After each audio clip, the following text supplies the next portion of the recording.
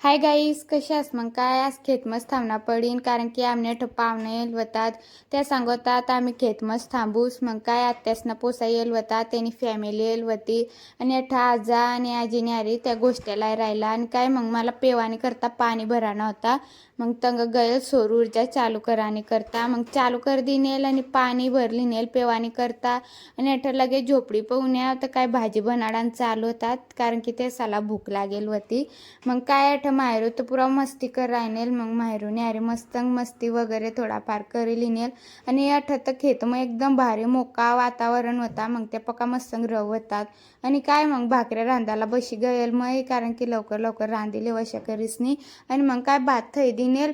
भात शिजवता मग आमनाचा कोंबडी मारनेल तर कोंबडी भुजी राहनेल नाही काय. आणि मग कोंबडी मस्तंग भुजी लिदेल. मग काय लगेच मटण करायला बशी गेल नाही काय. मला काय एवढा ये नाही पण आजाला मटण करू लागत आणि काय. आणि आमना आजा अठा आतडा बोका काढी राहिने नाही काय. मग मस्त पेकीने एकदम भारी अंडावाली कोंबडी होती. आणि अठा काय लगेच मग वगारी दिनेल मस्त शिजी गयल मटण बी. मग लगेच आम्ही जेवण करायला बशी गेला. बठा साला वाडी दिनेल आणि मस्त पेकी पण अंधाराज होता बठा. पण तशाच मस्त जेवण बिवण करी लिहिला. आणि काय मग व्हिडिओ पटना हवं तर लाईक कर जा आणि फॉलो कर जा. बाय.